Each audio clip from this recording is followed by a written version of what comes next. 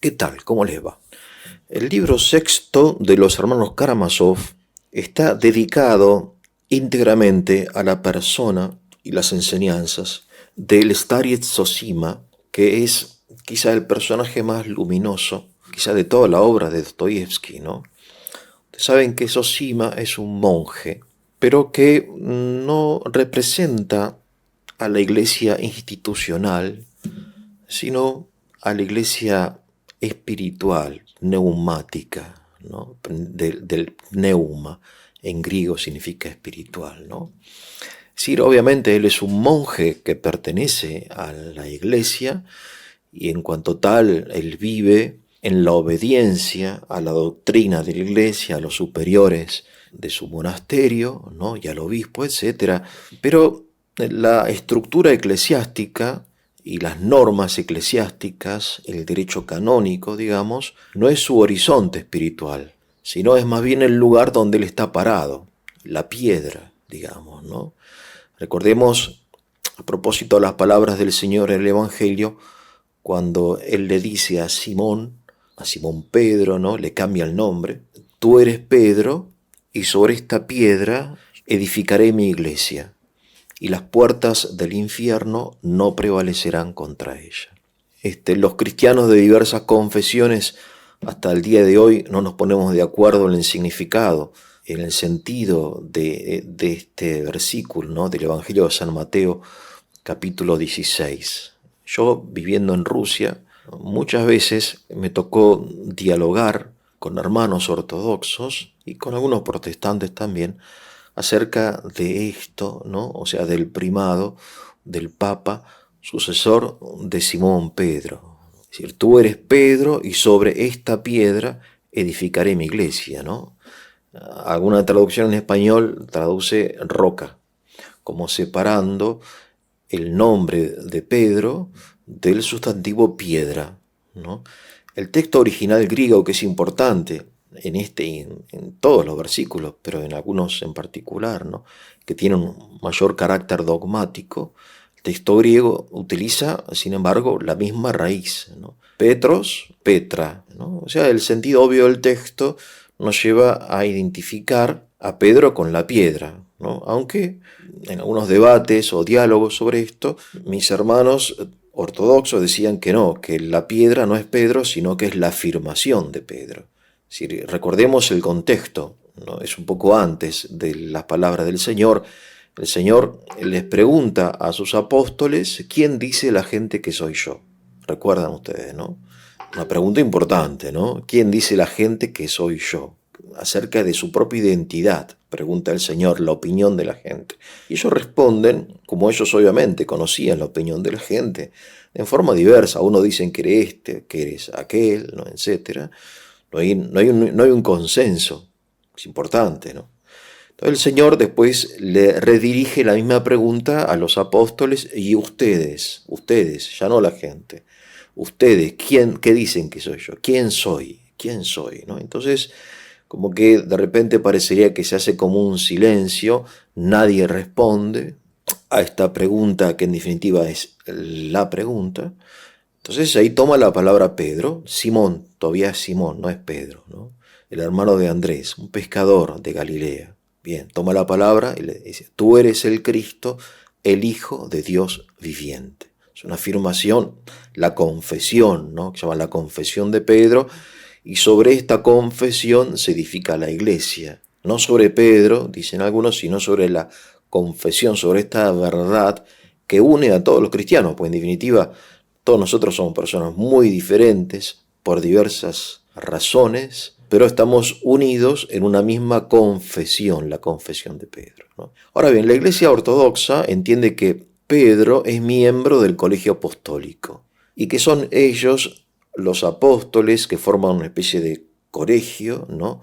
La roca de la fe. Y que Pedro lo único que hizo fue expresar la fe común. La confesión de Pedro, es decir, Pedro aquí, digamos, es el que dice, el que expresa la fe de todos, ¿no? Y en esto consistiría como el primado de Pedro sobre los apóstoles, ¿no? En cambio, la teología católica se fue orientando a una interpretación distinta, a saber que el Papa, el obispo de Roma, está como por sobre los obispos, ¿no? Aunque él es obispo, en cuanto Papa está sobre, ¿no? Tiene jurisdicción sobre los obispos, sobre toda la iglesia, en fin. Esta es una discusión de enorme dificultad, se ha escrito y se seguirá escribiendo infinidad de cosas acerca de esto, pero lo que está claro es lo siguiente, a ver, que la roca no es el objeto de nuestra fe ni de nuestro amor, sino es en un lugar donde estamos parados. Un montañista que alcanza la cumbre y se queda observando,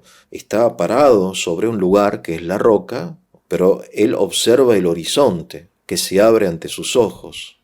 La roca no es el objeto de la fe, sino es la condición de la fe. Es el lugar donde, parado firmemente, podemos observar otra cosa, contemplar otra cosa, contemplar a Cristo en definitiva, ¿no?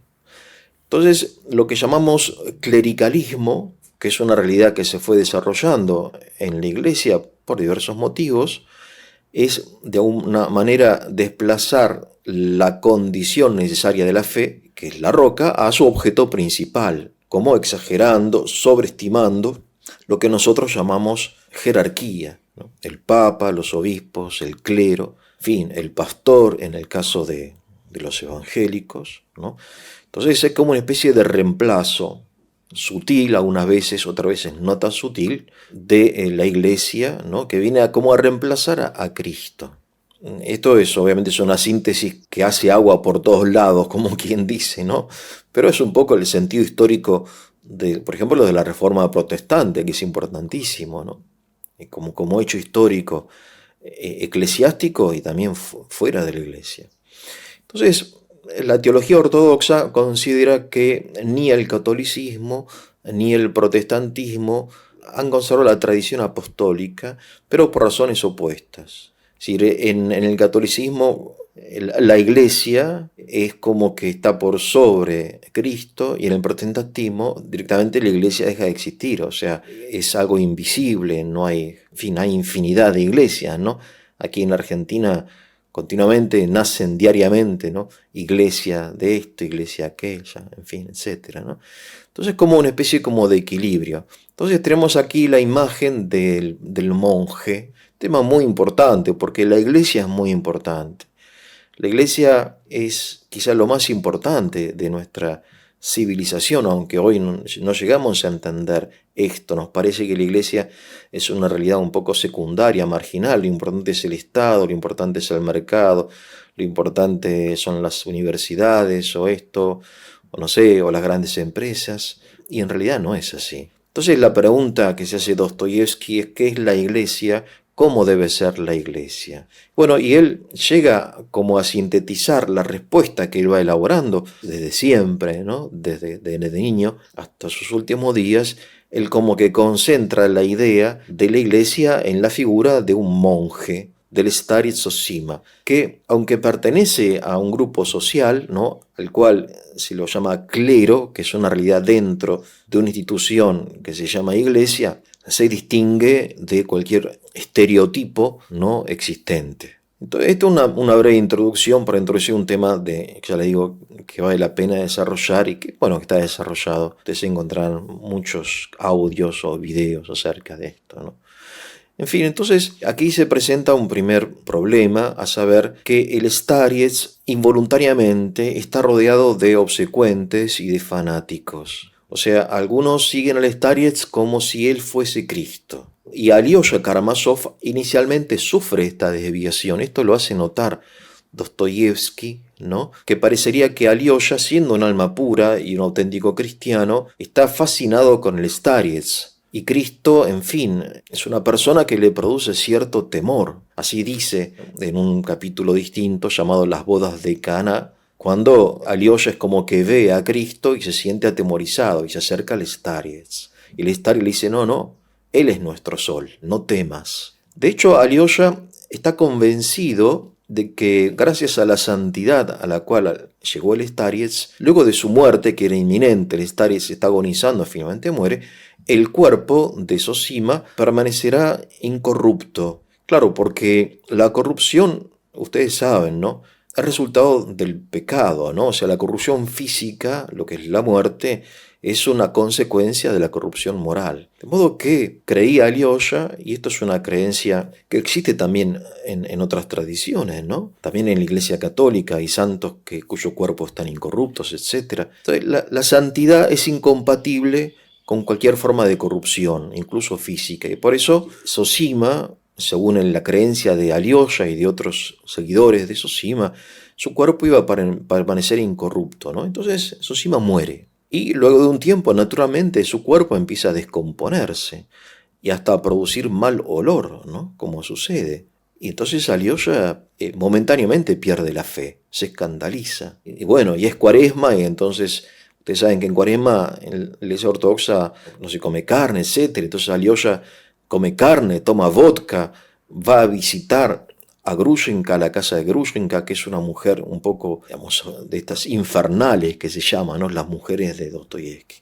Sí, parece que Alyosha, al ver que el cuerpo de Zosima se descompone, pierde la fe por un momento, hasta que tiene como un sueño, en fin, donde Zosima le señala que él debe amar no a Zosima, sino a Cristo. En todo caso, Zosima es un instrumento, ¿no? El problema es que Alyosha creía más en Zosima. Entonces, esto San Pablo lo llama la fe, pero es fe carnal, ¿no? Esto no es nuevo. Fíjense ustedes que en la primera carta a los Corintios, San Pablo dice, ¿no? Estamos hablando de la iglesia apostólica, que es un poco el modelo de toda la iglesia posterior, ¿no? Siempre como que nosotros nos referimos a la iglesia apostólica como una especie de ideal.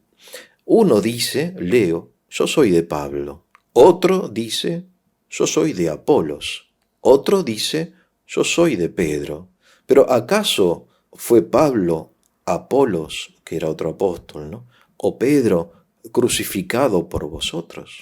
O sea, ¿quién murió por ustedes? Yo, Pedro, Apolos, Timoteo, no sé, Tito, Andrés. Ya en aquella época, la gente estaba inclinada, los cristianos, a reemplazar a Cristo por alguno de estos como grandes personajes, grandes líderes, muy luminosos, ¿no? Muy santos, pero que no son el Señor. Esto llama la atención de Dostoyevsky, ¿no? O sea, en la Iglesia Ortodoxa, por ejemplo, hasta el día de hoy, continuamente, se llama la atención sobre el peligro del seguimiento ciego y fanatizado de algún iluminado, ¿no? Es algo frecuente. Recordemos, por ejemplo, que una de las figuras más controvertidas del último emperador, del gobierno del último emperador, Nicolás II, ¿sí?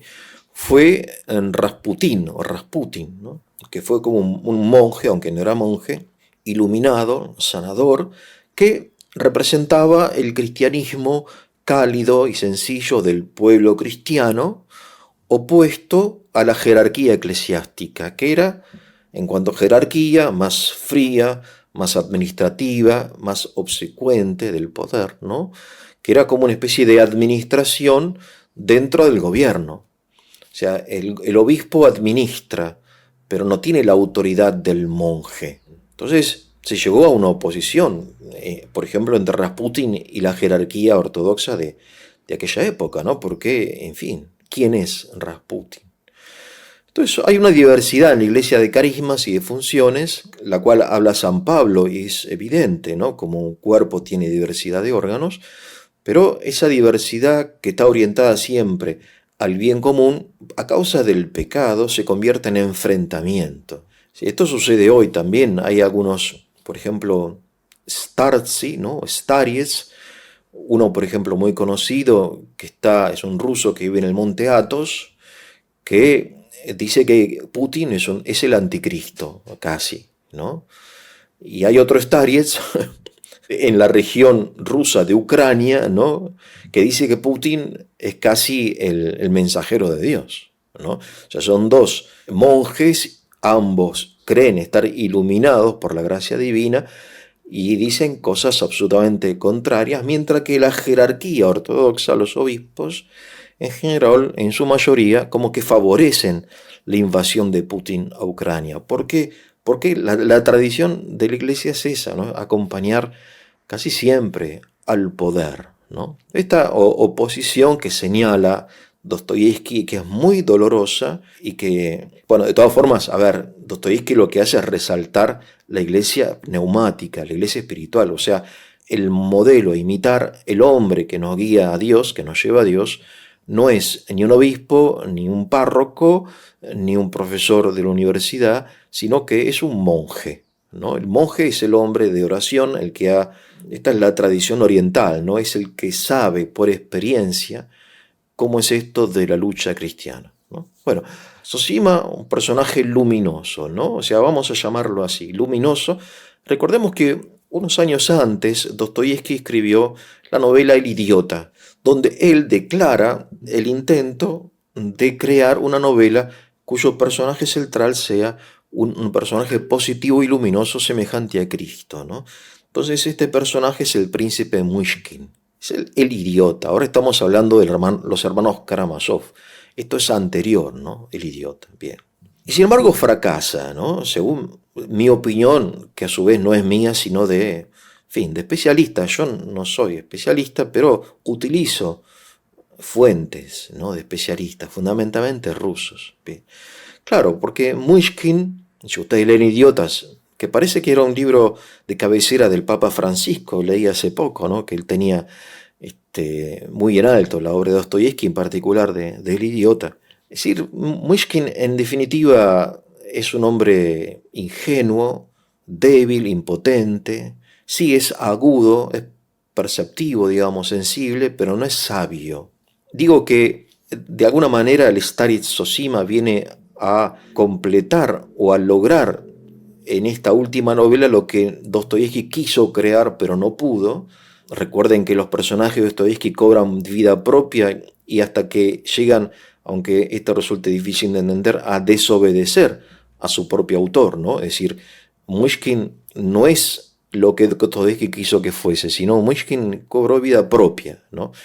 Esto es algo que desarrolla los estudiosos de Dostoyevsky, ¿no? Lo que llaman un estilo sinfónico, en fin, esto es una teoría de literatura que no viene al caso, sobre todo desarrollada por Mikhail Mikhailovich Bakhtin, que fue un gran conocedor de Dostoyevsky, que escribió un libro muy conocido de referencia titulado La poética en Dostoyevsky. Bueno, son temas más académicos que no vienen al caso. Lo que yo quiero destacar es que Dostoyevsky fracasó, según mi humilde opinión, el intento de crear personaje luminoso en Muishkin, pero no fracasó cuando crea a Zosima, porque claro, Zosima es un personaje histórico, en definitiva es una síntesis del monje, ¿no? De lo mejor del monacato ortodoxo, ¿no? Que es una tradición muy antigua y muy, muy fecunda, ¿no? Por eso creativo de Dostoyevsky es acumulativo. ¿Qué quiere decir esto? Que una novela posterior asume los temas de la novela anterior y los mejora. Por eso en Los hermanos Karamazov encontramos los mismos temas que encontramos en Crimen y Castigo o en Demonios, ¿no? Pero en una forma más clara y profunda. De alguna manera hasta llegan a afirmar que las 5 estas grandes novelas, ¿no? Son en definitiva como capítulos de una sola obra que va mejorando y perfeccionándose en cada capítulo posterior, ¿sí? Entonces, leyendo a los hermanos Karamazov, nosotros podemos entender lo que Dostoyevsky intentó quizá 10 o 15 años antes en Los demonios, en El idiota, Adolescente, Un crimen y castigo, y ahí para atrás, ¿no? Bien. Sigamos, ¿no? Zosima tiene instinto profético. Esto es algo que caracteriza a los Startsi.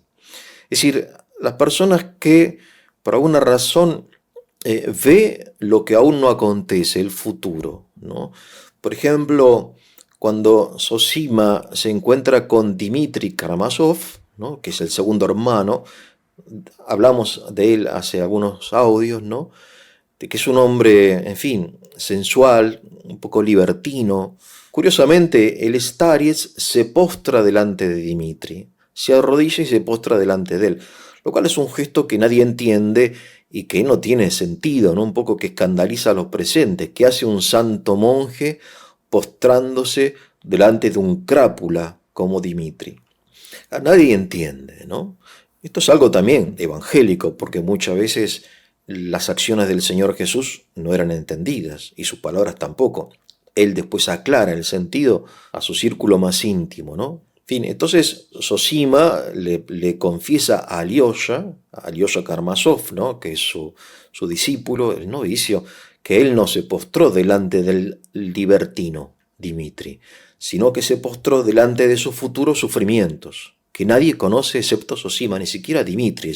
En efecto, la novela a continuación nos dice que Dmitri es acusado injustamente de haber asesinado a su padre y condenado a Siberia, ¿no? Eso no lo sabía nadie. Y es delante de estos futuros sufrimientos que el monje se postra, ¿no? Porque el sufrimiento es, en fin, algo que acerca al hombre a Dios.